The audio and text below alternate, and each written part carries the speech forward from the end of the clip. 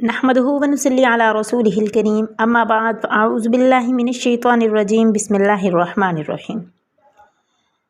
انسان کہتا ہے میرا مال میرا مال میرا مال۔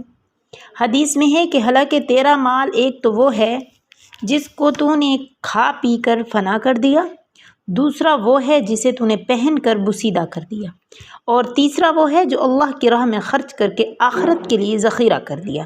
اس کے علاوہ جو کچھ بھی ہے تیرے پاس وہ سب دوسرے لوگوں کے حصے میں آئے گا۔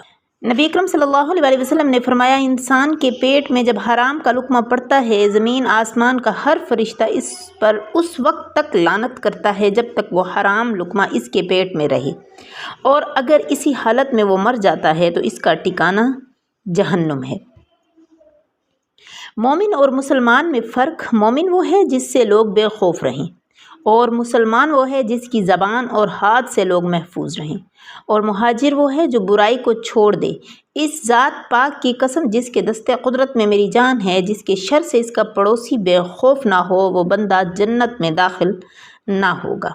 نبی اکرم صلی اللہ علیہ وسلم نے فرمایا، اللہ کے کچھ خاص بندے ایسے ہیں جنہیں وہ اپنی رحمت سے رزق عطا فرماتا ہے۔ زندگی میں حفظ و امان اور باد وصال ان کے لیے جنت ہوتی ہے۔ یہ وہ لوگ ہیں جن پر فتنے رات کی تاریکی کی طرح چھا جاتے ہیں لیکن وہ عافیت سے رہتے ہیں۔ نبی اکرم صلی اللہ علیہ وسلم فرماتے ہیں کہ جب تمہارا گزر جنت کی کیاریوں میں ہو تو اس سے کچھ چن لیا کرو۔ صحابہ کرام نے فرمایا کہ جنت کی کیاریاں کیا ہیں؟ فرمایا، ذکر کے حلقے، چلتے پھرتے اٹھتے بیٹھتے اللہ کا ذکر کرنا، اور ذکر کو جنت کی کیاریاں کہا گیا ہے۔